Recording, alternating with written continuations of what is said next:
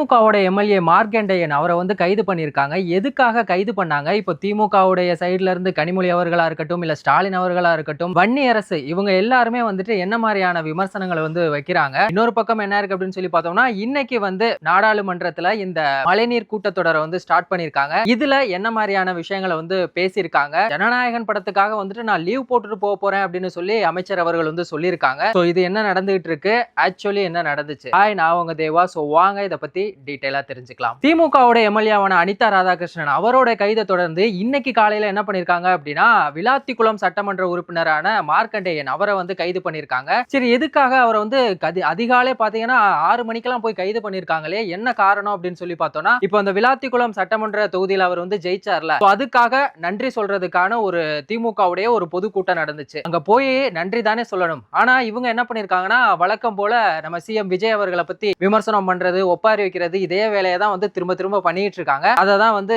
இவரும் பண்ணியிருக்காரு. ஆனா இவர் சொன்ன ஒரு விஷயம் வந்துட்டு ரொம்பவே வேற மாதிரி சொல்லியிருக்காரு. என்ன சொல்லியிருக்காரு அப்படின்னா, சட்டமன்றத்துக்குள்ள சிஎம் விஜய் அவர்களுடைய எலும்பை வந்து உடைப்பேன் அப்படின்னு வந்து சொல்லியிருக்காரு. இங்க வந்து யார் வேணா யார வேணா வந்து விமர்சனம் பண்ணலாம். ஆனா இது வந்து விமர்சனம் கிடையாது. இது வந்து ஒரு கொலை மிரட்டல் விடுற மாதிரியான ஒரு விஷயம். அதனால இப்ப என்ன பண்ணிருக்காங்கன்னா, இவர் மேல 3 பிரிவின் கீழே என்ன பண்ணிருக்காங்கன்னா வழக்கு பதிவு பண்ணிருக்காங்க. அது மட்டும் இல்லாம இந்த ஒரு விசாரணை அப்படிங்கிறதுமே இப்ப ரொம்பவே தீவிரமா போயிட்டு இருக்க மாதிரி தான் இருக்கு. இப்ப இதுக்கு கனிமொழி அவர்கள் என்ன சொல்றாங்க அப்படின்னா, தாவேக்காவுடைய ஆட்சி வந்து ரொம்பவே அராஜகமா இருக்கு, விமர்சனத்தை வந்து அவங்களால வந்துட்டு எதிர்கொள்ள முடியல அப்படின்னு வந்து சொல்றாங்க. உண்மையிலேயே அவங்களுக்கு மனசாட்சின்னு ஒண்ணு இருக்கா இல்லையான்னு தெரியல. ஒருத்தவங்களை வந்துட்டு உன்னோட எலும்பை உடைப்பேன் அப்படின்னு சொல்றது எப்படி விமர்சனமாகும்? இது ஒரு கொலை மிரட்டல். இப்போ நான் ஒரு எக்ஸாம்பிள் கேட்கிறேன். திமுகவுடைய தலைவர் ஸ்டாலின் அவர்களை வந்துட்டு அவங்களுடைய ஆட்சியில யாராவது இந்த மாதிரி சொல்லியிருந்தாங்கன்னா, இது விமர்சனம் தானே பண்றாங்க அப்படின்னு சொல்லி கடந்து போவாங்களா? இல்ல, இதே ஒரு விஷயத்தை தானே பண்ணுவாங்க. ஆக்சுவலி திமுகவுடைய ஆட்சியில வந்துட்டு அவங்கள பத்தி, அவங்க பண்ண ஊழலை பத்தி சும்மா எடுத்து சொன்னதுக்கே அவங்கள தூக்கி உள்ள வைக்கிற மாதிரியான விஷயங்கள்லாம் வந்து போயிட்டு இருக்கும்போது,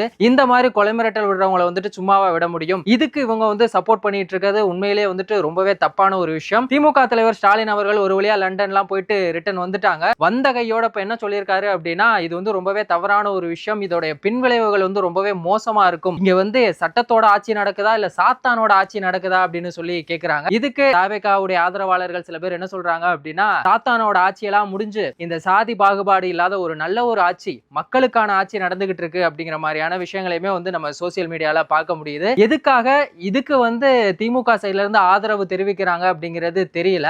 75 வருஷ கட்சி அப்படி இப்படின்லாம் சொல்றாங்கல்ல, ஒரு பொது மேடையில பேசும்போது ஒரு மேடை பேச்சாளரா இருக்கட்டும் இல்ல சட்டமன்ற உறுப்பினர்களா இருக்கட்டும், எப்படி நாகரிகமா பேசணும் அப்படிங்கிறதே திமுகவுக்கு வந்து இன்னுமே தெரியல. வாடா போடாங்கிறது, இந்த மாதிரி கொலை மிரட்டல் விடுற மாதிரி பேசுறது, இப்படிலாம் பண்றவங்களை வந்துட்டு நம்ம ஈஸியா கடந்து போயிட்டோம்னு வைங்களேன். அடுத்து வர்ற ஒவ்வொருத்தவங்களுமே வந்து என்ன பண்ணுவாங்க அப்படின்னா, இந்த மாதிரி தொடர்ந்து விமர்சனங்கிற பேர்ல என்ன வேணா வாய்க்கு வந்ததை பேசுவாங்க. சோ அந்த மாதிரிலாம் இருக்க கூடாது அப்படிங்கிறதுக்காக தான் என்ன பண்ணிருக்காங்கன்னா, தாவேகாவுடைய நிர்வாகிகள் என்ன பண்ணாங்கன்னா, அவர் மேல வந்து கம்ப்ளைண்ட் கொடுத்தாங்க. இப்போ அவரை வந்து அரெஸ்ட் பண்ணிட்டாங்க. சரி, ஓகே. இப்போ இதுக்கு முன்னாள் சட்டப்பேரவை தலைவர் அப்பாவு என்ன சொல்லியிருக்காரு தெரியுங்களா? சம்பந்தமே இல்லாம பேசியிருக்காரு. நம்ம சிஎம் விஜய் அவர்கள் வந்து சட்டமன்ற பேரவை கூட்டம் வந்து நடந்துச்சுல, அதுல வந்து அவர் சொன்னார்ல அப்பாவை காணோம் அப்படின்னு சொல்லிட்டு, அதுக்கு பதில் சொல்ற விதமா தான் வந்து இத பேசின அப்படின்னு சொல்றாரு. அதுக்கும் இதுக்கும் என்ன சம்பந்தம் அப்படிங்கறதே தெரியல. அது மட்டும் இல்லாம அது வந்து சிஎம் விஜய் அவர்களுக்கு புரியுற மாதிரி இருக்கணும் அப்படிங்கிறதுக்காக தான் இந்த மாதிரி பேசியிருக்காங்களாம். இதை பார்த்துட்டுமே தாவேகாவுடைய ஆதரவாளர்கள் சில பேர் என்ன சொல்றாங்கன்னா, உங்களுக்கு புரியுற மாதிரி தான் இந்த மாதிரிலாம் நீங்க பண்ணீங்க அப்படின்னா உங்க யாரா இருந்தாலும் வந்து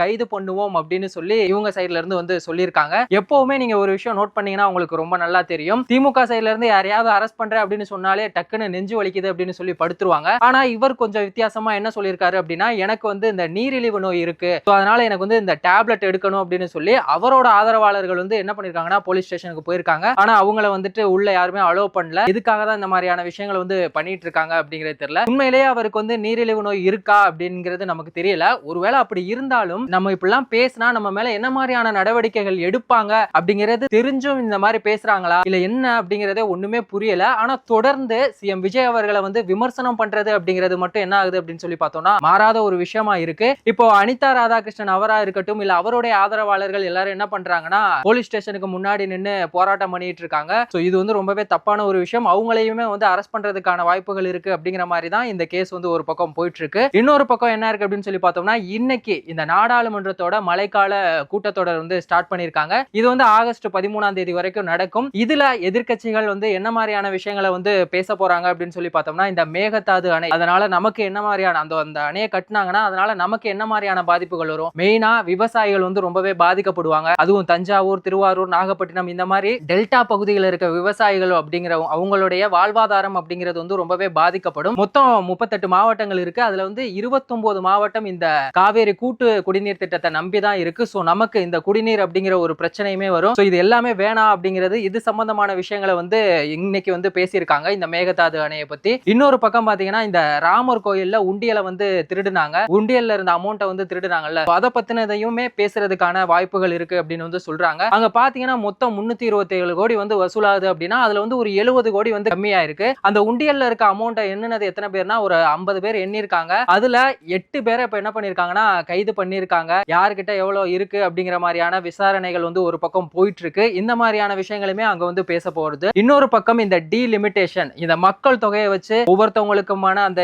தொகுதிகள் பிரிக்கிறாங்க அப்படிங்கிற மாதிரியான ஒரு விஷயங்கள் இருக்குல்ல. இந்த ஒரு விஷயம் வந்துச்சு அப்படின்னா தமிழ்நாட்டுக்கு தான் வந்து ரொம்ப பெரிய பாதிப்பாகும் அப்படிங்கிறது நம்ம எல்லாருக்குமே நல்லாவே தெரிஞ்ச ஒரு விஷயம். ஏன்னா இந்த நார்த் இந்தியா சைட்ல எல்லாம் பாத்தீங்கன்னா மக்கள் தொகை அப்படிங்கிறது ரொம்பவே அளவுக்கு அதிகமா இருக்கு. இப்போ 80 தொகுதிகள் கொடுத்த இடத்துல இந்த டீலிமிட்டேஷனை கொண்டு வந்தாங்க அப்படின்னா அது 80 அப்படிங்கிறது 140,000. ஏற்கனவே 543 தொகுதிகள்ல நமக்கு எவ்வளவு அப்படின்னு சொல்லி பார்த்தோம்னா இப்போ வரைக்கும் இருக்கதே பாத்தீங்கன்னா 39 தான். சோ இதை கொண்டு வந்தாங்க அப்படின்னா அந்த 39ங்கிறது 31,000. ஏற்கனவே சென்ட்ரல் சைட்ல இருந்து நமக்கான நிதியா இருக்கட்டும் இல்ல நம்ம ஏதாவது ஒரு விஷயத்த பேசணும் அப்படின்னாலே அதை வந்து அவங்க வந்து கேட்கறதுக்கே கிடையாது. சோ நம்மள வந்து அவங்க டாமினன்ட் பண்ணிட்டு இருக்காங்க. சோ இது வந்துச்சு அப்படின்னா இன்னுமே நமக்கான வாய்ப்புகள் அப்படிங்கிறது ரொம்பவே குறைஞ்சிரும். நமக்கான நிதி அப்படிங்கிறதுமே கிடைக்காது அப்படிங்கிற மாதிரியான விஷயங்கள் போயிட்டு இருக்கு. சோ இது எல்லாத்த பத்தியுமே இந்த நாடாளுமன்ற கூட்டத்தொடர்ல பேசுறதுக்கான வாய்ப்புகள் வந்து ரொம்பவே அதிகமா இருக்கு. அந்த மாதிரியான விஷயங்கள் தான் வந்து போயிட்டு இருக்கு. இன்னொரு பக்கம் நம்ம சிஎம் விஜய் அவர்களுடைய கடைசி படமான ஜனநாயகன் படத்தை வந்து திருவிழா மாதிரி கொண்டாடணும் அப்படின்னு சொல்லி புசியானந்த் அவர்கள் வந்து சொல்லியிருக்காங்க. அமைச்சர் விக்னேஷ் அவர் என்ன சொல்லியிருக்காரு அப்படின்னா நான் வந்து லீவ் எடுக்க போறேன், இந்த ஒரு 3 மணி நேரம் மட்டும் நான் அமைச்சர் அப்படிங்கிறத மறந்துட்டு ஒரு ரசிகனா